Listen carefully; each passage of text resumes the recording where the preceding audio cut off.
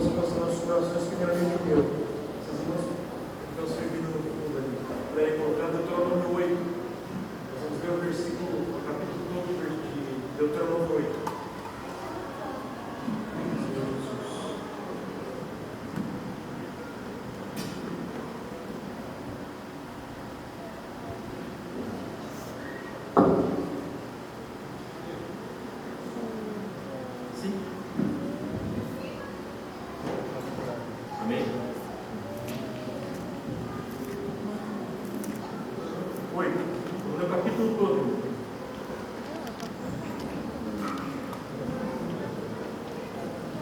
Deuteronômio 8.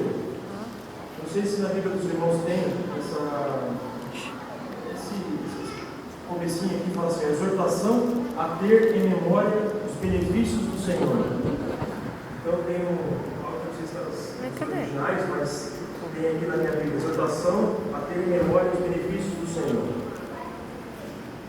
Cuidareis de cumprir todos os mandamentos que hoje vos ordeno, para que vivais e vos multipliqueis, e entreis e possuais a terra que o Senhor vos prometeu sob juramento a vossos pais. Memória, irmãos. Eu tenho falado de memória nesses dias. Recordar-te-ás de todo o caminho pelo qual o Senhor teu Deus te guiou no deserto esses 40 anos, para te humilhar, para te provar, para saber o que estava no teu coração, se guardarias ou não os seus mandamentos. Ele te humilhou, te deixou ter fome, e te sustentou com maná que tu não conhecias, nem teus pais o conheciam, para te dar a entender que não só de pão viverá o homem, mas de tudo o que procede da boca do Senhor viverá o homem. Nunca envelheceu a tua veste sobre ti, nem se inchou os teus pés nesses 40 anos.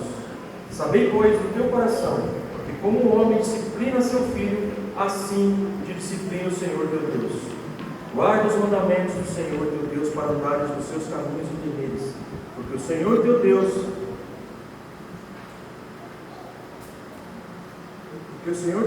te faz entrar numa boa terra. Aleluia! Terra de ribeiros, de águas, de fontes, de mananciais profundos, que saem dos vales e das montanhas. Terra de trigo, de cevada, de vides, figueiras e romeiras. Terra de oliveiras, de azeite e mel. Terra que comerás o pão sem escassez, e nada te faltará nela. Nada. Terra cujas pedras são ferro, de cujos montes cavarás o pó. Comerás e te fartarás. E louvarás o Senhor teu Deus pela boa terra que te deu. Aleluia! Guarda-te, não te esqueças do Senhor teu Deus, não cumprindo os seus mandamentos, seus juízos, seus estatutos que hoje te ordeno, para não suceder que depois de ter comido estiverem farto, depois de haveres edificado duas casas e morado nelas, depois de multiplicarem os teus gados, e os teus rebanhos, e se aumentar a tua prata e teu ouro, e ser abundante tudo quanto tens, se eleve o teu coração, e te esqueças do Senhor teu Deus, que te tirou da terra do Egito, da casa da servidão, que te conduziu por aquele grande e terrível deserto de serpentes abrasadoras, de escorpiões e de secura, em que não havia água, e te fez sair água da pederneira. E no deserto te sustentou com maná, que teus pais não conheciam, para te humilhar, para te provar e afinal te fazer bem. Não digas, pois, no teu coração: a minha força e o poder do meu braço me adquiriram essas riquezas. Antes te lembrarás do Senhor teu Deus, porque é Ele o que dá a força para adquirir as riquezas, para confirmar a sua aliança, e sob juramento prometeu a teus pais, como hoje se viu. Se te esqueceres do Senhor teu Deus, e andares após outros deuses, e os servires, os adorares, protesto hoje contra vós outros, e perecereis. Como as nações que o Senhor destruiu diante de vós, assim perecereis, porquanto não quiseres obedecer a voz do Senhor vosso Deus. Senhor Jesus, te pedimos, Senhor, tua graça nessa manhã, que o Senhor possa falar aos nossos corações, que o Senhor possa fazer-nos lembrar, Senhor, de todo o caminho que o Senhor tem nos conduzido até hoje. Possamos olhar para trás, Senhor, possamos olhar onde estamos e para onde o Senhor quer que cheguemos. Senhor, que possamos realmente examinar nosso coração, possamos ver o que falta, Senhor, para que possamos entregar ao Senhor, para que o Senhor possa trabalhar em nossos corações e possamos avançar. Senhor Jesus, muito obrigado que o Senhor nos faz entrar na boa terra. Ó Senhor, que as riquezas do próprio Senhor, o Senhor leva-nos a avançar para a maturidade. Ó Senhor Jesus, nos abençoe e nos guarda essa manhã, Senhor. Ó Senhor, obrigado pelo memorial. Muito obrigado, Senhor. Muito obrigado por essa manhã. Aleluia. Aleluia. Ontem, irmãos, para quem não esteve aqui ontem, o Noé trouxe o Atos 19. Ele falou sobre sermos missionários na nossa própria casa. Ele falou sobre ressignificação, falou sobre paternidade, falou sobre maternidade, falou sobre juventude. E aí ele falou sobre Paulo ser um modelo para nós de apacentamento. E ele teve lá 12 irmãos que ele discipulou e conduziu esses irmãos até a maturidade. E aí ele vem falando, continuou compartilhando sobre 1 Coríntios 14, sobre o valor das profecias. E esses irmãos, de certa forma, eles foram formados, foram homens que foram formados e eles serviram a igreja. E aí o irmão ainda pergunta, se nós temos falado que os nossos filhos precisam ouvir. E aí ele fechou falando sobre essas duas orações em Efésios, que foi já compartilhado hoje aqui. Irmãos, eu queria continuar compartilhando sobre família. Eu não sei quanto tempo nós temos, mas eu queria trazer para dentro do contexto de Deuteronômio. Porque nós estamos lá no espiritual com os irmãos. Quando nós cremos no Senhor, muitos irmãos eles dão um tipo para nós, que o Egito é o mundo, aí tem o deserto, aí tem a terra de Canaã. Então é uma progressão. Nós experimentamos uma progressão no nosso caminhar espiritual. E naquela situação, o Egito é um lugar físico, o deserto é um lugar físico, e Canaã é um lugar físico. Hoje, no nosso contexto, o Egito, ele é o mundo, significa o mundo. E hoje, nós, como os amigos compartilhou hoje, o Egito, a gente toca nele fisicamente, nós estamos vivendo no Egito, Nós temos toda essa parte física aqui. Mas não só isso. Hoje, onde nós estamos fisicamente hoje? Estamos nesse mundo, tocamos essas coisas palpáveis aqui. Nós vivemos num mundo que está julgado por Deus. Então, isso aqui, toda essa esfera de coisas físicas que nós vivemos, nós não saímos daqui. Então, quando os irmãos ali, os judeus, saíram do Egito, eles saíram de um lugar físico. Hoje, mais do que um lugar físico, é uma experiência espiritual que nós temos. Então, nós vivemos todas as experiências aqui mesmo. Então, nós temos, hoje, nós estamos no mundo, fisicamente, mas também em Efésios que diz, posicionalmente nós estamos aonde? Lugares celestiais de Cristo Jesus, não é? Então, por um lado, e aí o que acontece? Só que na prática nós estamos aonde? Nós estamos caminhando nesse mundo. E olha só o paralelo, irmãos. Quando o povo saiu do Egito, eles romperam ali, saíram do Egito e foram para o deserto. Aquele deserto ali não tinha nada, tinha areia e areia. E hoje, nós não temos que nos deslocar hoje sair do Egito. Nós continuamos aqui e tem shopping center, tem televisão, cinema, teatro, tem um monte de coisa. Então, veja a nossa situação. Ainda eles tinham um lugar físico para se deslocar. Nós não temos um lugar físico para se deslocar, exceto, graças ao Senhor, um lugar desse que o Senhor nos proporcionou, A gente pode estar se apartando das coisas físicas, palpáveis, e dando um lugar reunido. Mas o nosso dia a dia, na prática, não é assim. Dia a dia você acaba se envolvendo com várias coisas. E aí, depois do deserto, a gente é deslocado para o deserto o que é? São nossas experiências com o Senhor depois que saímos do Egito. Então, o que é o deserto para nós hoje? É todas as experiências que nós temos com o Senhor para nos conduzir para algo mais para frente. O Senhor simplesmente não tirou a gente do Egito para ficar no deserto. O Senhor tira eles daquela situação para ir aonde? O objetivo é Canaã. Então, o deserto é um local de transição, um local onde o Senhor vai provar nossos corações. Então ele confronta você, confronta a mim no deserto, para confrontar quem você é, para trazer, a levar você a ser quem você foi chamado para ser. Entende? O Senhor nunca quis que aquela geração tombasse no deserto. O objetivo do Senhor foi conduzir os corpos. Então nunca se tratou de deserto, nunca se tratou de caminho, sempre se tratou de coração. Deuteronômio a gente viu aqui: eu te provei, te humilhei, te deixei ter fome para saber o quê? O que estava no teu coração. Porque Deus sabe o que está no teu coração e no teu. Nós não sabemos. Então todo trabalhar no deserto, que é o que nós vivemos hoje, é para provar nosso coração. E eu queria fazer um paralelo rápido, tentar ser breve. Irmãos, eu confesso uma coisa para os irmãos. Eu vou fazer algumas paradas aqui. Experiência não é fundamento. Experiência é experiência. Fundamento continua sendo a palavra de Deus. Amém. Então, as experiências que nós passamos são muito boas, mas como referencial de experiência. Logo quando eu criei no Senhor, os irmãos, eu guardo uma frase muito forte que me acompanha até hoje, depois de 40, 30 anos. Me perguntaram uma vez por que aquela geração caiu no deserto. Aí eu volto na minha sabedoria, né? Incredulidade, irmão. Falta de obediência, coração duro. Sim, por tudo isso, mas principalmente para que nós não precisássemos cair. Esse é o principal objetivo do que os irmãos têm caído no deserto. Não foi nada positivo, não é nada positivo na experiência de queda, mas teve incredulidade, teve falta de obediência, teve murmuração, mas tudo isso, Paulo fala assim: vocês têm que aprender com esse pessoal que cai no deserto. Para quê? Para que vocês não cometam as mesmas coisas. Então, dentro desse contexto, se eu pudesse dar um nome para essa palavra que o senhor está fazendo fazer hoje, seria altar, tenda e memória.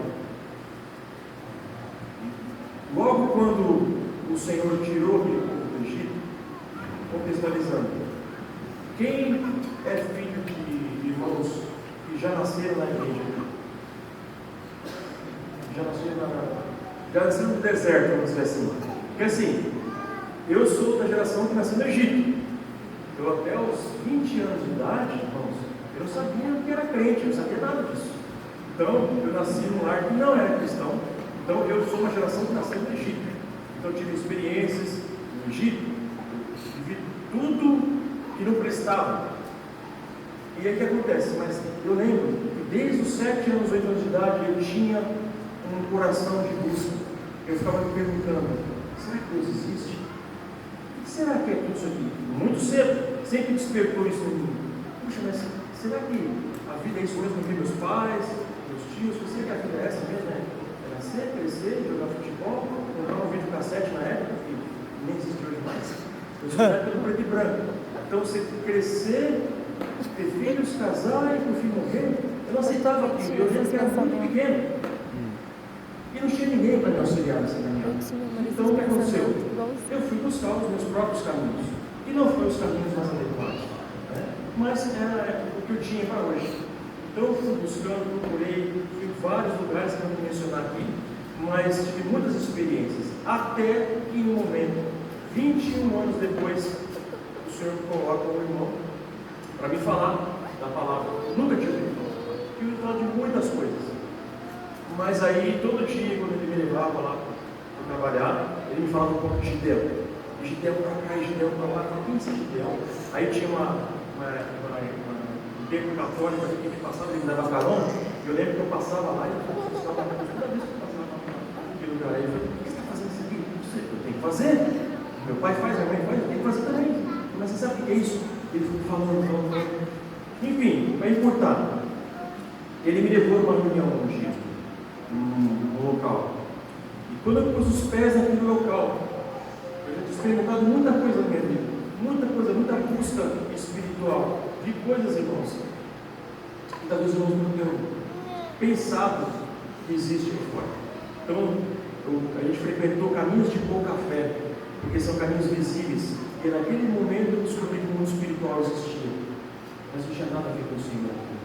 Eu fiz, o Senhor me levou nesse local. Quando eu pus os pés naquele local, estava cantando um hino cristão. Eu falei: uau, ficou tudo claro para mim. Assim, ó, discutir naquele momento que seria esse lugar que eu preciso estar.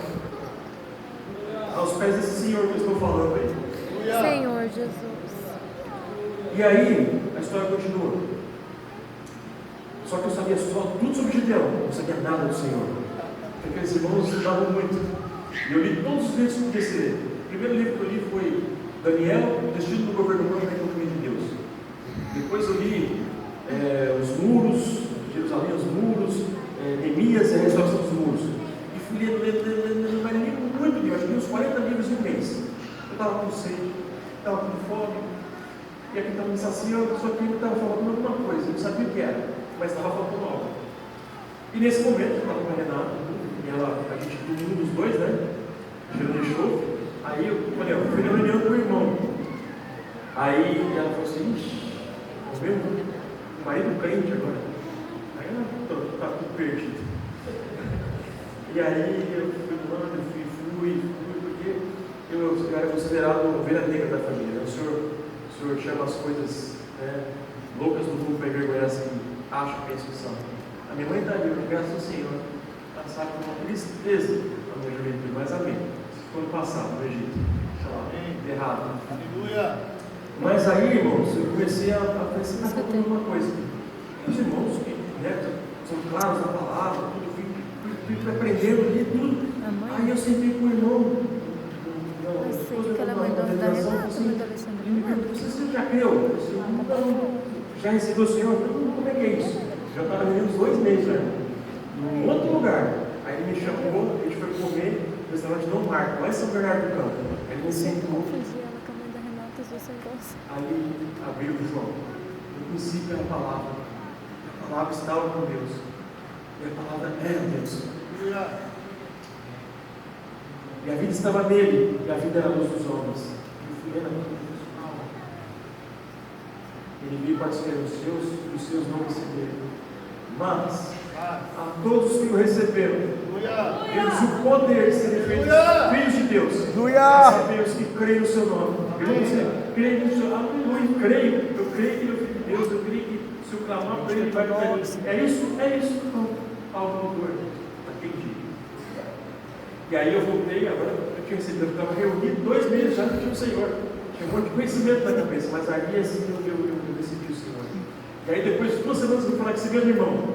Aí eu comecei a falar sobre a vida da igreja para ele. Eu falei, você recebeu o Senhor aquele dia mesmo? Eu estava no restaurante, eu falei, como é que você sabe todas essas coisas? Comecei a falar da igreja para ele. Ele não tinha visão da igreja, né? Não tinha visão do corpo, mas ele tinha o Senhor. Ele falou do Senhor. Pois bem, o grande risco, que é o cerne dessa mensagem, é os filhos que nasceram no deserto. Eu tenho falado com muitos irmãos e, sabe, irmãos, eu não vi nada disso que esses irmãos hoje têm, os filhos dos irmãos que vocês têm hoje. Eu não vi nada disso. Eu cresci até os 20 anos, simplesmente buscando o meu próprio caminho. Mas os filhos dos irmãos, vocês, já nasceram num ambiente diferente. Quando os irmãos, aí você faz um paralelo, quando você sai do Egito, você vai para onde? No deserto. E nasceu uma geração no deserto que não viu o Egito. E aí o que acontece? Ele viu maná caindo, ele viu nuvens subindo, ele viu milagres sobrenaturais do Senhor, e ainda assim corre o risco de não conhecer o Senhor. Então a gente está falando sobre família hoje. Graças ao Senhor, os irmãos têm cuidado com as crianças, com os jovens, mas irmãos, há um grande risco de a gente estarem vindo para as reuniões, estarem vindo conosco só para o meu pai. Eles precisam conhecer o Deus deles. Amém. Não o Deus do nosso. Às vezes precisam ter uma experiência pessoal com o Senhor. Amém. Às vezes a gente acha que nossos filhos estão guardados, porque estão guardados. Vejam bem, irmãos, ninguém não quer ser. Vamos vir para a reunião, mas pode parecer algo muito natural, porque, bom, assim, eu vim do mundo. Não sei como é que seria meu coração, mas eu não tive essa desde cedo, com 7 anos de idade, com 8 anos, eu não tive isso. Mas não sei como estaria se eu tivesse ido para as reuniões. Entende? Eles estavam nessa esfera. Espiritual. E mesmo assim, cometeram muitos erros. E o Senhor não quer que nossa geração fique no deserto, quer que avance para para avançar para a maturidade, para algo mais profundo. Então, os riscos dessa geração é de não conhecer o Senhor, mesmo estando num ambiente saudável. Então, esse é o primeiro alerta. Por que eu estou falando isso, irmãos? Eu não vou falar de minhas experiências pessoais aqui, mas, intrinsecamente, são experiências que eu vivi. Então, são experiências que eu passei, estou passando, repartindo com os irmãos aqui. Então, talvez esses caminhos que eu tenha passado sejam para que os irmãos não aprendam os mesmos caminhos que nós aprendemos. Então, é para isso que serve a experiência que eu falei no começo. Experiência não é fundamento. Experiências são só experiências. Mas, nós precisamos aprender com a experiência dos irmãos, para que a gente não trilhe o mesmo caminho de erro. Quando os irmãos me convidaram para trazer a palavra, fazem 4 anos que o Senhor está restaurando a minha vida. Começou a restaurar. Então, logo quando eu cheguei, os irmãos já falaram assim: não, você pode servir. Por amor, os irmãos, né? Os irmãos que me conhecem mais tempo. Meu tempo de casado. Você não pode trazer palavra, você não pode voltar a servir. Isso é o primeiro ensinamento, a minha experiência que eu quero passar para os irmãos. A igreja me liberou, mas o Senhor não me tinha liberado. Então, por amor, os irmãos, puxa, vem cá, volta a servir, e já. Mas o Senhor não tinha liberado. E os irmãos que me conhecem mais de perto, sabem que eu explodi por 4 anos, eu tenho muita coisa no coração para falar. Muita. Eu amo a palavra. Eu amo compartilhar a palavra, eu amo apacentar, mas eu não podia. E aí, depois do tempo, né, o Senhor me liberou, mas os irmãos não falaram mais nada. Então eu fiquei quieto. Nós temos que aprender, irmãos, uma coisa muito. Não é ensinamento isso, dizer que isso é experiência, tá? Os irmãos devem ou não devem isso no coração. Mas entendam, 2 coisas precisam estar concordantes para que você sirva, para que você venha na casa do Senhor. É o Senhor liberar você e a igreja liberar você. Porque você pode falar assim: eu sou um cara espiritual, né? O Senhor me liberou, irmão, deixa eu fazer alguma coisa aí. Se a igreja não liberou, irmão, você tem que ficar quieto. E foi isso. Só o Senhor que sabia o meu desejo de voltar. Aleluia! E aí os irmãos me convidaram, assim, com muito temor e tremor, assim, confesso que não estou confortável, mas estou em paz. Porque eu sei de onde o Senhor me tirou. Né? Cada um de nós sabe de onde o Senhor me tirou. Mas a gente tem que parar com esse negócio de: o Senhor me tirou dali, o Senhor me tirou dali, é bom, o Senhor me tirou. Mas o Senhor me tirou para quê? Então a gente para no: o Senhor me tirou, o Senhor me libertou. Assim, libertou, irmão, mas agora, que nem quem está na caverna lá, Elias e Eliseu, estava lá, tinha Elias, né? Foi lá, e os profetas de Baal, porque não sobrou mais ninguém, Elias, né? O profeta, não sobrou mais ninguém, então o que eu arranco a minha pele lá, eu sou melhor que meus pais. 7.000, aí ele chegou na caverna e ele falando assim: Senhor, entendi. Agora você volta lá, e tem 7.000 ainda, você unge o cidadão lá no meu lugar, e vai dizer: profeta, é como se o Senhor escutou, legal, já desabafou? Pronto, agora vai servir. É ali que você precisa estar. Então, a gente precisa se restaurar. E depois, desde que os irmãos me convidou para trazer outros irmãos também, eu tenho orado. Eu pedi: Senhor, eu preciso de experiência. Eu não quero sair na frente para ficar falando de coisas que não vivi, não tenho experiência. E aí eu orei no domingo. Daí eu falei: segunda-feira você vai começar a me dar experiência. No domingo já me deu experiência. Samuel estava em casa, vou expor meu filho. Ele aguenta. Samuel estava em casa e eu estava no 2º andar e ele estava brincando lá na rua. Aí daqui a pouco ele falou: pai, quero entrar. Entra, Samuel. Está escuro lá embaixo, pai. Vai entrar. Qual é o problema do escuro? Vem. Estou bravo. Ele está aí, ele está bravo, vai entrar. Aí eu falei: venha, eu vou estar na ponta da escada esperando. Aí ele veio, passou correndo. Aí, Deus viu. Agora você volta lá de novo. Volta lá para a porta da entrada e vai voltar de novo e para de murmurar. No escuro. Aí ele vai lá e volta na segunda vez: Senhor Jesus, Senhor Jesus, correndo. Aí ele volta de novo para o aquecimento tranquilo. Aí ele voltou pela 3ª vez. Aí ele subiu chorando, ele vai tomar banho. Chorando, né? Está chorando por quê? Porque eu vi um vulto lá embaixo, papai. Eu vi um vulto de um rosto vindo para mim lá embaixo. Tá bem, não. Dei a mão para ele, fui até a lavanderia que ele viu o tal do vulto, me tranquei com ele lá dentro, desliguei a luz, ele segurou minha mão. Você está com medo, Samuel? Não, por quê? Estou com você. Quando você está na presença do Pai, você não sente medo. E eu expliquei para ele, filho, nem sempre o papai, a mãe, o avô, irmão vai estar com você. Como você sabe, você tem o Senhor dentro de você. E aquilo foi maravilhoso, porque ele sentou nesse carro escuro, a gente conversou, continuou conversando, eu acendi a luz, está vendo aqui, filho? Não tem nada aqui. Apaga a luz, apaga a luz, fecha o olho, fecha o olho. Acende a luz, acendeu e continua o olho fechado. O que você está vendo? Nada. Não tem nada. Mas tem tudo dentro de você. Entendeu, filho? Entendi. Aí nós sentamos na escada para conversar. Conversa vai, conversa vem, conta papo. Aí ele, papai, e se Deus não existe? Opa, eu pensei que a gente já tinha passado desse ponto.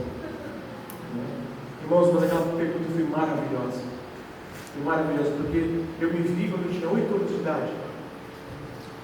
E graças ao Senhor que tem dúvida, que tenha várias dúvidas, porque é sinal que ele está pensando por si só. Ele está se questionando, ele está querendo saber, ele não quer conhecer só o Deus do Alexandre, o Senhor que eu conheço, ele quer conhecer o Senhor dele. Amém. Aí eu falei, sim, filho, eu falo com o Senhor, é aqui que ele te fala. Então, e ele te responde, Samuel, vai tomar banho, vai dormir. Eu fui explicando para ele coisas ali para ele, que é muito positivo, é muito bom, porque ele abriu o coração dele. Que bom que os filhos se abram conosco, que perguntem coisas até difíceis para a gente responder. E a pergunta é, nós estamos capacitados para responder tais perguntas para os nossos filhos? Nós estamos claros de por que o Senhor veio, por que teve que ser assim, por que houve a encarnação do Verbo? Então, foi algo muito positivo para mim. Espero que continue tendo dúvidas e pergunte para mim. E a gente está tendo uma boa comunhão junto. Isso é muito positivo. Mas voltando para os exemplos do Egito e a saída do deserto. Quando o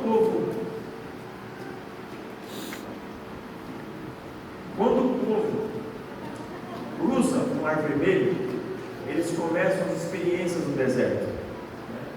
Então começa a cair o maná, os irmãos lembram, né? Começa a despejar a água, começa a fluir da rocha. Mas tem um detalhe: ali no deserto era uma época, um período de treinamento para algo maior. Então a primeira coisa que acontece ali, eles têm uma batalha. Os irmãos lembram? Os amalequitas, eles nunca tinham experiência nenhuma com guerra. Eles não estavam guerreando dentro do Egito, estavam? Não estavam, né? Aí eles começaram o quê? Amaleque veio as costas deles. Alguns estudiosos dizem que Amaleque é um tipo da carne. Então a primeira coisa que eles enfrentam lá no deserto é Amaleque. Eles têm que lidar com a carne. E como eles lidaram com aquilo? Primeira experiência. Quando Moisés levantava os braços, o povo vencia. Não é, Léo? Quando baixava os braços, o povo começava a perder. Primeira lição: intercessão. Aleluia. Intercessão. Então, aquele povo percebeu que não era só algo físico, luta, era algo espiritual. De alguma forma, eles intercederam ali e eles saíram vitoriosos daquela batalha. Avançando mais um pouco na história, o que acontece logo em seguida? O bezerro de ouro, né? Aí, deixa eu dar uma pausa só. Esses dias eu estava falando com a Renata, eu imaginei Arão. Arão era o sumo sacerdote. Ele tinha a experiência de entrar uma vez por ano dentro do Santo dos Santos. E no decorrer dos demais anos, ele era sacerdote. Ele fazia as ofertas ali, junto com os sacerdotes. Mas ele, na casa de Levi, né, mais especificamente a casa de Arão, estava responsável por servir lá no templo.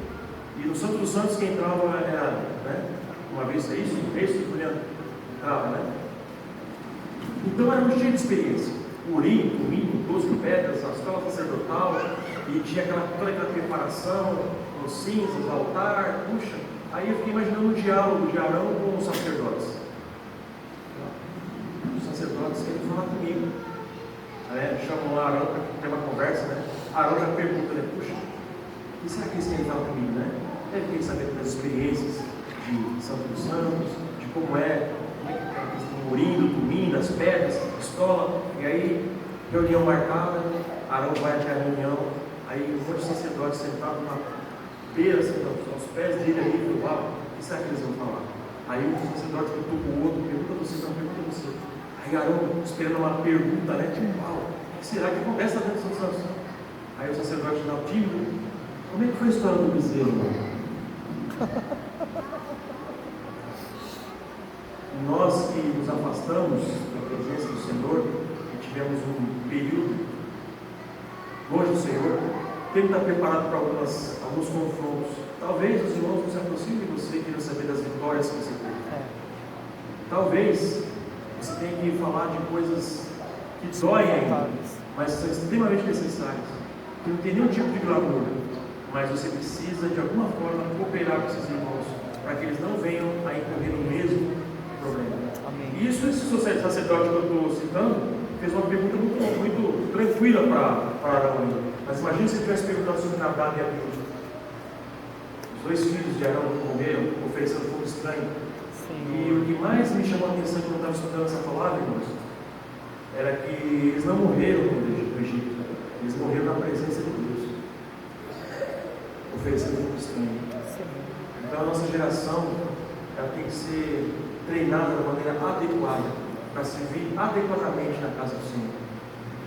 E Arão estava ali, voltando agora ao bezerro de ouro. Aconteceu o que aconteceu, e depois disso o Senhor instituiu Arão como aconteceu algo bem importante também que vale a pena frisar. O chamado de Arão foi bem antes da queda, ali, quando ele foi fazer aquela situação do bezerro de ouro, quando liderou aquilo ali. Deus já sabia, Deus não foi pego de surpresa, Deus já sabia que Arão ia fazer. Deus é onisciente, onipotente no presente. A queda de Arão não interferiu no chamado, ele adequou o coração para continuar com o ofício. Então nós só precisamos, por que Arão foi restaurado? Porque ele se submeteu a Moisés, porque ele se arrependeu e porque ele se consagrou. Então Deus pôde usar alguém assim. Então, não sei se você já caiu ou não, se vier a cair, espero que não, mas o que o Senhor precisa realmente é que você não pare na tua queda, é que você se posicione, se arrependa, confesse e siga, porque não tem outro caminho. Não tem outro caminho. Você vai continuar caminhando, talvez mancando, talvez sem um olho, um dedo, mas você tem que continuar prosseguindo. Nós temos que continuar prosseguindo. Não tem outro caminho, irmãos, não tem outro caminho. Depois de muito tempo, veio a Segunda Guerra. Aí que acontece? Ele já tem mais experiência no deserto. E aí vem uma guerra contra o rei Arad, dos cananeus. E aquilo foi uma guerra totalmente, mas foram pegos de emboscada. Já tinha se passado muitos anos aí depois da primeira guerra dos amalequitas. Aí o rei Arad vem com os cananeus ali, e aí aquele povo já mudou. Eles murmuravam, continuavam mais murmuravam, eles eram crédulos, obedientes, mas houve uma outra situação ali. Eles fizeram um voto com o Senhor. Opa, aquela geração estava avançando. Eles fizeram um voto com o Senhor. E naquele voto com o Senhor, eles saíram prevalecentes naquela batalha. Uau! Estava crescendo, os irmãos estavam crescendo ali. E aí teve uma terceira batalha. A terceira batalha foi com o rei Sion, é isso? Dos Amoritas, isso. Vamos ver eu não consigo seguir aqui, irmãos. O rei Sion dos Amoritas, Israel, ele pede passagem. E olha que interessante. Eles precisavam passar. Olha, eu quero só passar por aqui. A palavra diz que o Senhor endureceu o coração daquele pessoal para não deixar eles passarem. Vai ter situações na nossa vida que nós vamos só querer passar, irmãos. Só passar. Mas o Senhor já estava preparando o coração daquele povo para começar a conquista lá em Canaã. Ele sabia que ia ter que conquistar terras ali. Então o Senhor estava treinando aquele. O que ele quer dizer? Essa geração do deserto, nós estamos sendo preparados ponto a ponto para reinar com o Senhor. Mas não é lá, é reinar aqui e agora. Então nós temos que aproveitar todas as oportunidades que o Senhor nos dá. Toda essa história que eu estou dando, irmãos, é simplesmente a nosso paralelo, a nossa medicina na nossa vida. Eles foram pegos de surpresa ali pelo rei Arad, os cananeus. Agora, Israel quer passar, não quer briga com ninguém. Mas o Senhor falou assim: eu quero que vocês briguem com esse pessoal, quero que você pegue de frente e repetir. Esse pessoal vai te dar problema. Porque você não confronta hoje, vai te causar problema amanhã. Então o Senhor queria que você passasse por aquilo, o Senhor quer que derrote aquilo. Então é isso que o Senhor quer. É um tipo desse rei, né? Esse rei Seom, né? Dos Amonitas. Os irmãos corrigem se estiver errado, mas é isso. Então, não vou destacar aqui as situações, mas cada um de nós sabe o que o Senhor quer que a gente confronte, e não simplesmente passe. Eu já falei várias vezes aqui que tem, os irmãos já escutaram falar, mas tem uma situação na palavra em que o Senhor manda o pessoal destruir uma cidade lá, a Luz, né? E aí, para destruir. Aí saiu o cidadão lá, as cidades eram muito fortificadas ali. Aí o Senhor manda destruir a cidade. Aí sai o pessoal de dentro, opa, saiu por ali. Chama aquele pessoal da cidade. Se vocês me disserem como a gente entra nessa cidade aí, eu deixo vocês viverem. O Senhor não falou para fazer isso. O Senhor falou para destruir toda a cidade. Ele falou, beleza, ele deu o caminho, eles entraram na cidade, destruíram a cidade.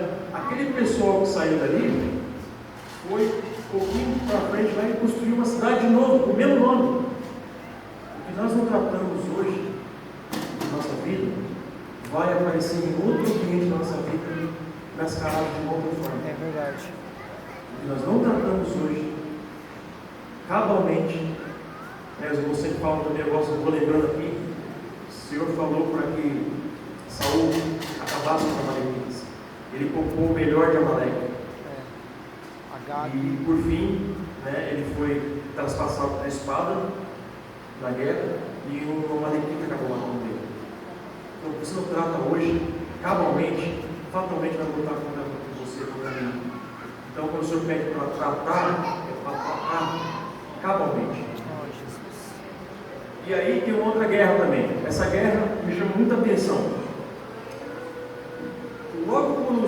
Logo depois da Amaleque ali, teve a questão dos 12 espias. Então o que acontece? O Senhor falou assim: sai daí que eu vou dar Canaã para vocês. É de vocês já, é de vocês. O que o povo faz?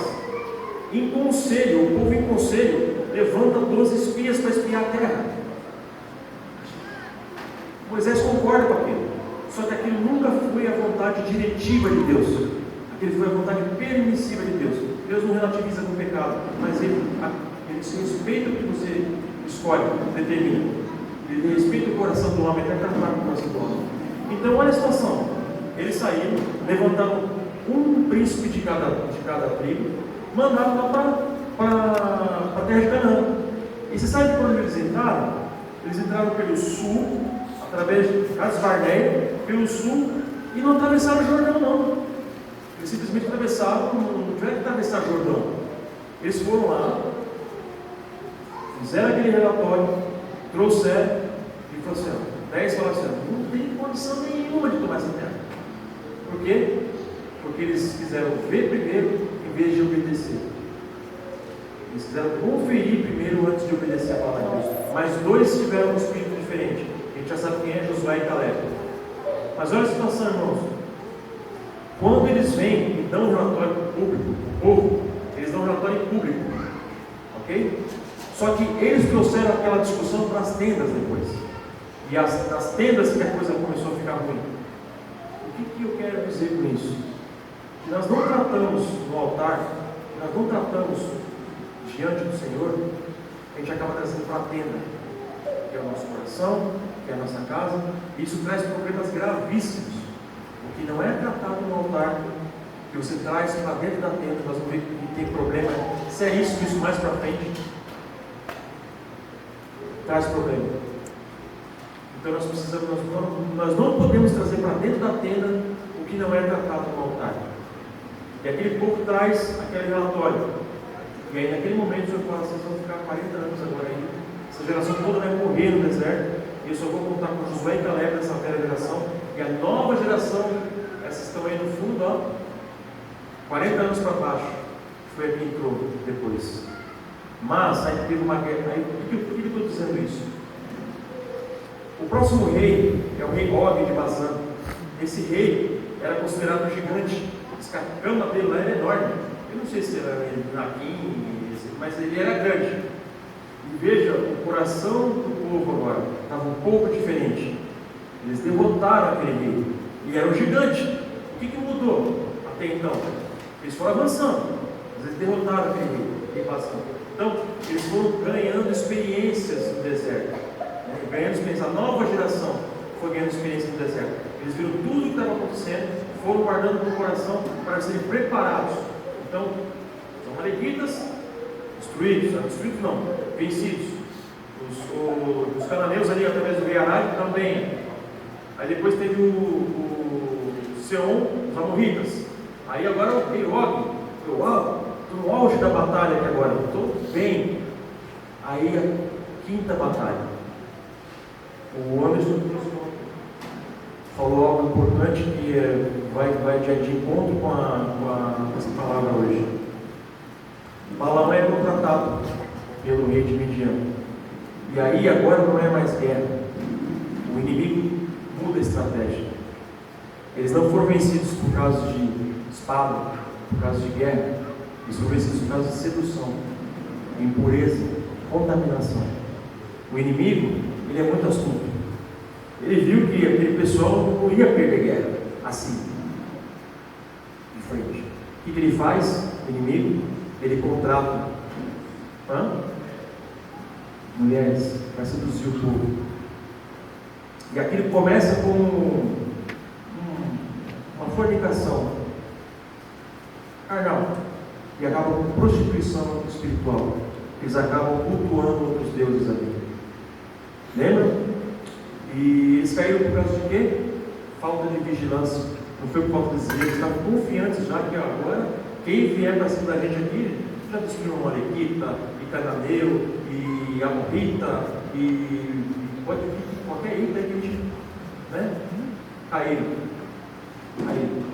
E isso, irmãos, pouquíssimos meses antes de entrar em Canaã, próximo da promessa, mas muito próximo da promessa. O que eu trago para a minha vida hoje, e alguns irmãos também experimentam isso, nós estamos muito próximo da promessa, os ataques vêm mais sutis, e aí a gente precisa ter mais vigilância. A gente precisa ter uma vigilância, não, vigiar. A gente precisa vigiar o tempo, né? Em Efésios diz, né? Orando todo o tempo, todo instante, com toda a palavra de Deus, com toda a nossa súplica, não podemos orar. Eles baixaram a guarda. Fala, irmão. Eu ia chegar lá. Porque a nossa geração, a geração do Egito, que não experimentou as coisas que nós experimentamos no Egito, eles estão tão suscetíveis ao mundo que eu experimentei quanto qualquer um. E se eu tenho, né, jovens próximos a mim que não vão para o mundo, para a balada, para essas coisas, mas a balada chega até você. Né? O mundo chega nas tuas portas entrando, e nós andamos com coisas julgadas. Né? Então nós temos que perceber isso. Nós andamos por aqui e nós temos que tomar muito cuidado, porque nós tratamos com coisas julgadas. Tudo que você toca nesse mundo. Então, quando eu falei daquele rei que atravessa as coisas, são várias situações. A sua parte financeira, seu envolvimento com pessoas. Deixa eu só aqui, eu vou pegar a colinha aqui agora. Como chegou aquela salvação dos midianitas? Uma colinha aqui. Primeiro, aproximação. Segundo, envolvimento. Terceiro, você normaliza aquilo. Normalização. Quarto, corrupção. Quinto, a queda. Então é um ciclo, é uma escada. Fala, irmão. Repete. Aproximação. Midian, como chegou, os midianitas chegaram. Aproximação, se aproximaram. Aí 2, envolvimento. Aí vai para camadas mais. Aí depois você começa a normalizar aquilo. Normalização. Normaliza aquilo. A sua consciência vai ficando. Aí entra a corrupção. Aí em quinto a queda. Então, aproximação, envolvimento, normalização, corrupção, queda. Nós temos que vigiar com o quê? Com o que você aceita, com o que você tolera e o que você justifica. Então nós precisamos cuidar com o que nós aceitamos, o que nós toleramos e o que nós justificamos para nós mesmos. Então isso é bem prático. E aí, o que aconteceu para acabar com aquela situação? irmãos lembram? O Midian. O Senhor fez cessar a praga quando? Quando um levita, de nome Finéias, ele entrou no israelita ali, né? No arraial, junto com uma mulher, para dentro da tenda, trouxe para dentro da tenda, aos olhos de toda a congregação. Aí Finéias, ninguém estava fazendo nada. Finéias se levantou com uma lança e traspassou os dois. Nesse momento o Senhor fez cessar a praga. Nesse momento o Senhor fez cessar a praga. Finéias quem era? Finéias era neto de Arão, filho de Eleazar, da tribo de Levi, da casa de Arão. E esse moço, isso aí aconteceu em Baal-Peor. Baal-Peor foi essa situação onde aconteceu essa situação, essa mistura. E 2 semanas depois, foi convocada uma guerra. O Senhor falou assim: eu vou acabar com a maré debaixo da terra. Eles fizeram meu povo se corromper. Sabe quem liderou a batalha? Não foi Josué, foi Finéias. Finéias liderou a batalha. Tem batalhas na tua vida e na minha vida que não vai ser guerreando, lutando com a própria força, a força do seu braço. Vai precisar de um homem espiritual. Vai precisar de alguém no espírito para poder vencer. Finéias foi chamado naquela situação e ele venceu os midianitas ali, naquela batalha. E não só isso, eu vou falar um pouco mais para frente, tem muita coisa para falar, irmão, mas eu vou tentar ser sucinto. Mas Finéias aparece depois ali também, numa situação bem complicada, mais 2 pelo menos. Mas eu vou avançar. E aí então, o povo está ali, destrói aquela batalha ali, e aí entra Deuteronômio 8. Moisés, pouquíssimo tempo antes de atravessar, ele fala, para fazer memória. Irmãos, uma frase que me impactou quando eu estava preparando a mensagem é essa, que a gente puder guardar no nosso coração. Os irmãos podem concordar comigo ou não, mas milagres são fantásticos. Nosso Deus é o Deus de milagres, é o Deus de sinais. Aleluia por isso. Ele nunca vai deixar de fazer. Mas, uma geração que não valoriza os milagres que recebeu, fatalmente ela vai precisar de uma outra experiência de milagre. E não estou dizendo de uma forma positiva isso. No época dos juízes, se vocês forem ver, toda vez que o Senhor age de uma maneira sobrenatural e traz de milagre, é porque o povo se corrompeu. Não é para ser normal isso. Graças ao Senhor, o Senhor pode fazer milagre a hora que Ele quiser. Ele é Deus dos milagres. A gente canta isso, né? Deus dos milagres, caminho no deserto, né? Mas muitas das intervenções sobrenaturais do Senhor é por conta de um coração desobediente, de incredulidade. Claro, tem situações que o Senhor levanta lá, o povo vai, se degrada, aí o povo se arrepende, o Senhor milagrosamente levanta a Sansão com força descomunal. O Senhor faz um trabalho através de Gideão, o menor das tribos, né? Benjamim, se não me engano, é isso, menor das tribos, e aí a casa dele era a menor da casa daquela tribo, e ele era o menor da tribo daquela casa dessa tribo. Ele pegou o último, pega lá o último, é você mesmo que eu quero. Entendeu? O Senhor faz coisas assombrosas. Graças ao Senhor, nós precisamos ser os de Deus, mas ainda assim, né, com o coração, eu Senhor, se o Senhor mesmo está falando comigo, fala para ficar assim, fala para ficar sábio, né? A gente ainda não tem aquela fé. Mas, na maioria das vezes, na boa parte das vezes, se você não der valor para os milagres que o Senhor fez na tua vida, fatalmente você vai precisar de novos milagres. E na beira de Canaã, Deuteronômio, o Senhor fala assim: o que ele fala para fazer?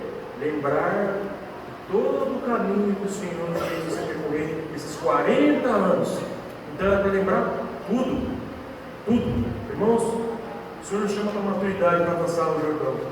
Mas antes de atravessar o Jordão, Ele pede para você fazer lembrança. Nós fizemos lembrança e hoje nós temos uma memória muito ruim por causa da guerra. Então, graças ao Senhor, o Senhor instituiu a ceia para lembrar todo o primeiro dia da semana da morte e ressurreição do Senhor. E a mesa se refere, a gente fala assim, né, o Senhor fala assim: fazer isso em memória de mim, né? Porque todas as vezes que eu perdi esse pão e perdi esse cálice, anunciais a morte do Senhor. Só que o memorial da morte do Senhor, não dá para pensar só na morte do Senhor. É óbvio que o Senhor, quando ele fala da mesa, alguém teve que encarnar para ver a morte. Alguém teve que viver o viver humano aqui para ter morte. E a morte vai estar sinalizando para o quê? Para a ressurreição. Então, a mesa, ela simboliza todo o trabalho do Senhor, a obra completa. E é onde entra agora, vou tentar terminar aqui, irmãos. O Senhor fala, antes de atravessar, para lembrar de todo o caminho que o povo percorreu no deserto. Lembrar de tudo, das experiências positivas e negativas. Irmãos, tem irmãos aqui fora que são milagres vivos. Samuel é um deles, né? Samuel. Nossos relacionamentos são milagres. Então, jovens, quando vocês forem casar, casem com a esposa ou com o marido, que o maior desejo do coração deles seja que te veja servir na casa do Senhor. Que você olhe para o olhinho dele assim e te veja brilhando aquele olhinho, né? Que daria tudo para ver você, teu marido, tua esposa, servindo ao Senhor. Case com esse tipo de pessoa. Então, olha para o que tem na conta bancária, não para nada. Olhe para isso. Que aí tudo vai te dar bem, tudo vai sair bem. Eu estava falando sobre atravessar. Olha o coração, irmãos. Olha o paralelo. Josué mandou espias. Não mandou? Mandou espias. Ué, mas espera aí. Que coração de credulidade é esse, Josué? 12 espias, ele estava lá e... Irmãos, aqueles 2 espias foram com um coração diferente daqueles 10 que foram lá no começo. Aqueles 10 que foram ali, 12, né, os 10 que trouxeram aquele relatório negativo, eles foram lá para ver se dava para poder entrar, para poder encarar. Os 2 foram para como é que nós vamos entrar nesse lugar aí? Outro coração. Irmãos, a mesma situação.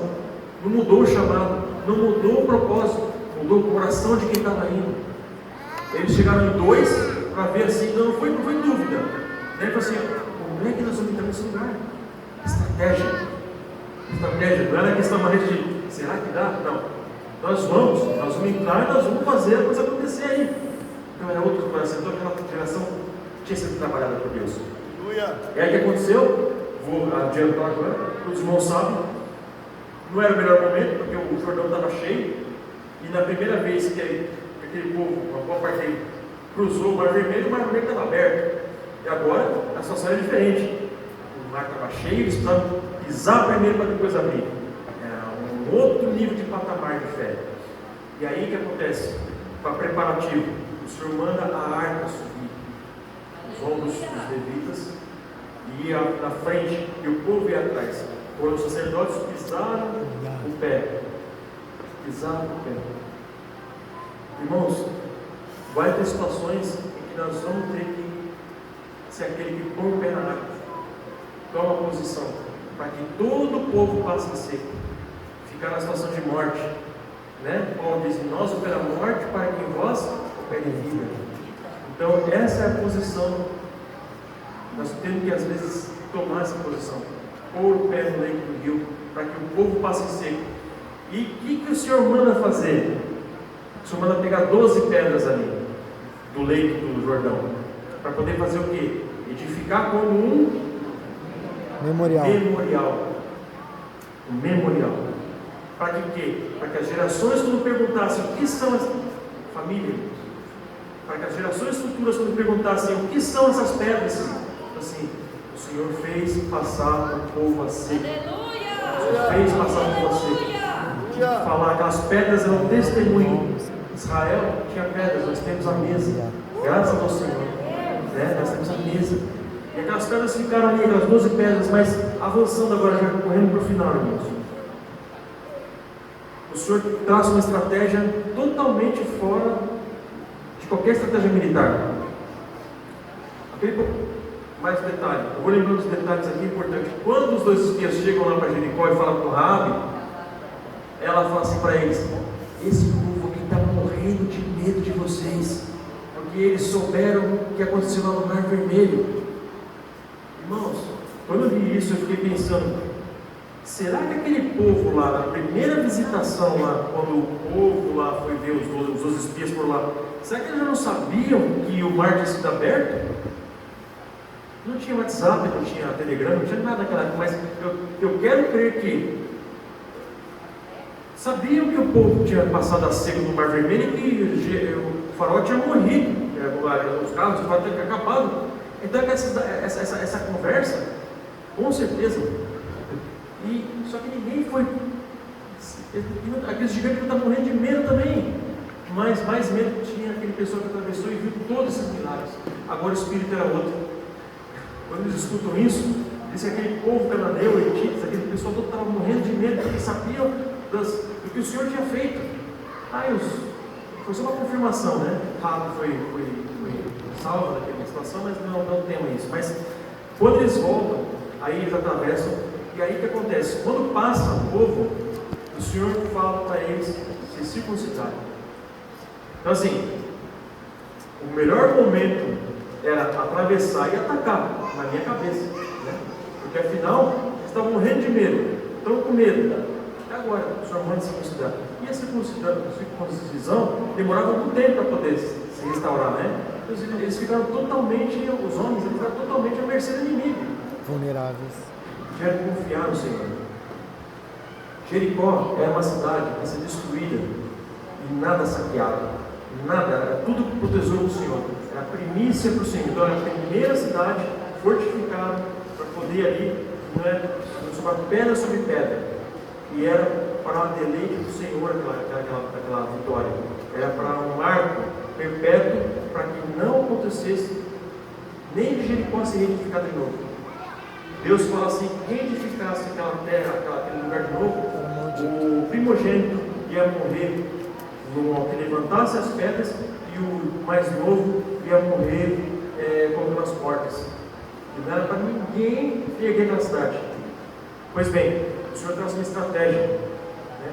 Primeiro eles circuncidam em Gilgal, eles são tratados ali em Gilgal, eles removem a carne, porque aquela geração que estava no céu do Egito não tinha sido circuncidada, não tinha sido tratada ainda a carne.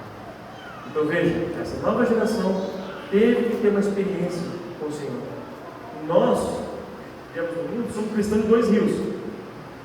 Os que nasceram no deserto é a geração de um rio, e precisa ser atravessado esse rio, é o Rio Jordão.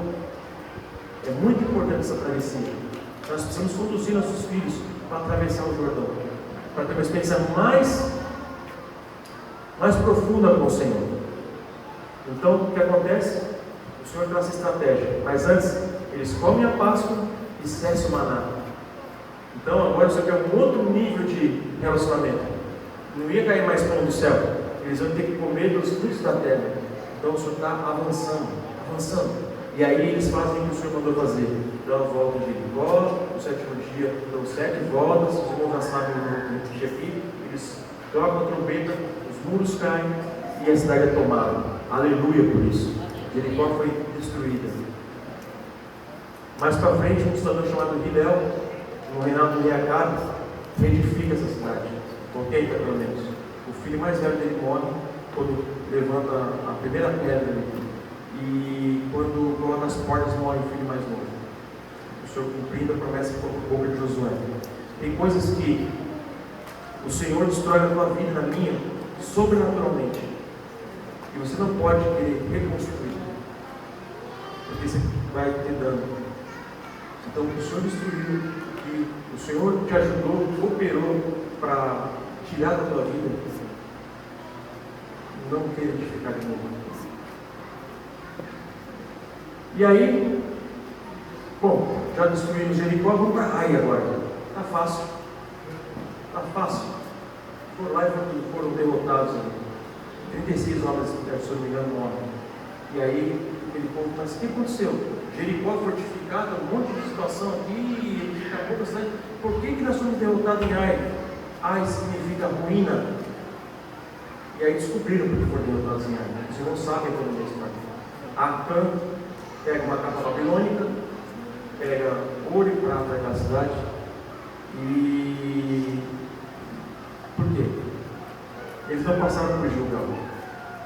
Tudo que não é tratado em Gilgal é exposto área. Tudo que você não trata no altar é exposto dentro da tenda. Ele trouxe para a tenda aqueles objetos. E aí, de novo, o Senhor tem que executar juízo.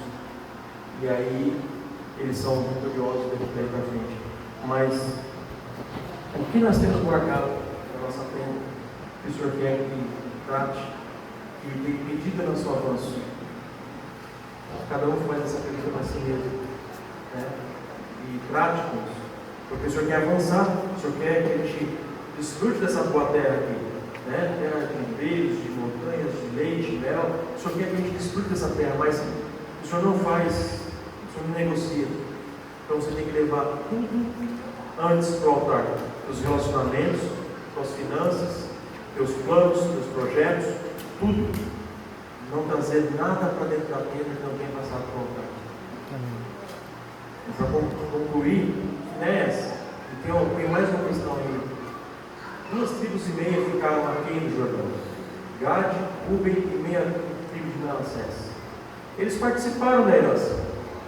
Eles não foram criticados por conta disso. Eles quiseram ficar, mas sabe por quê, irmãos?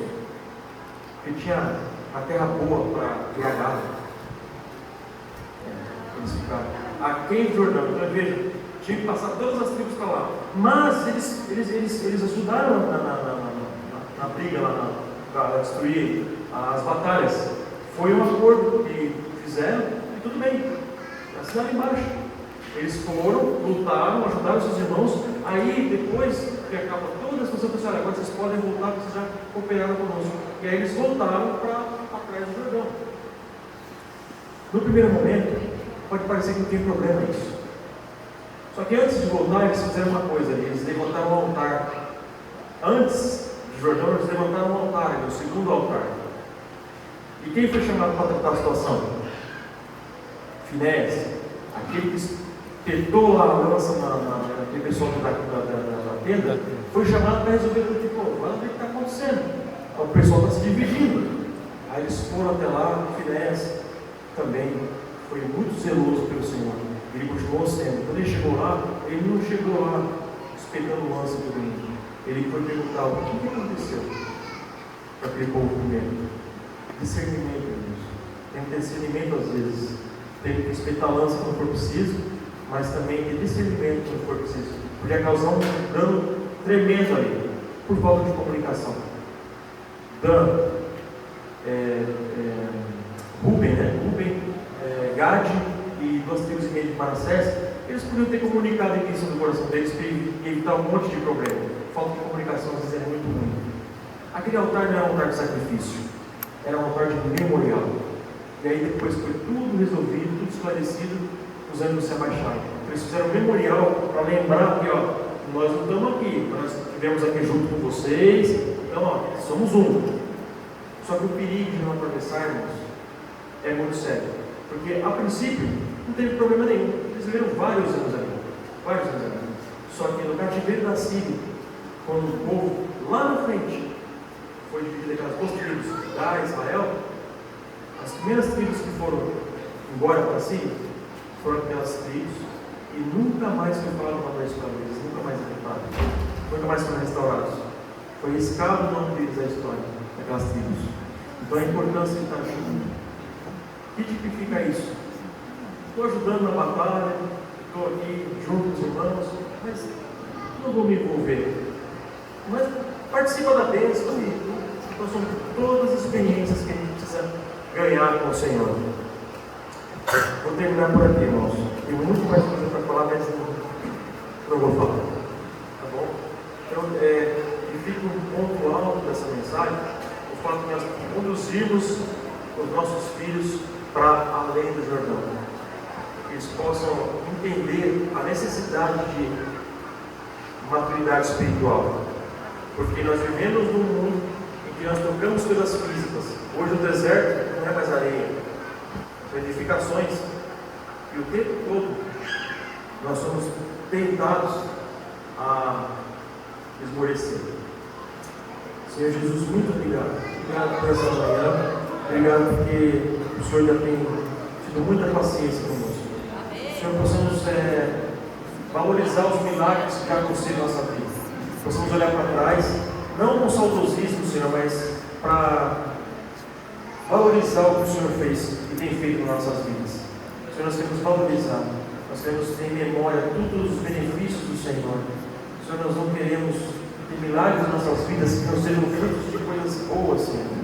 Não queremos ter os seus sobrenaturais na nossa desobediência, nós queremos parar de ser desobedientes. Nós queremos obedecer a Tua palavra, Senhor.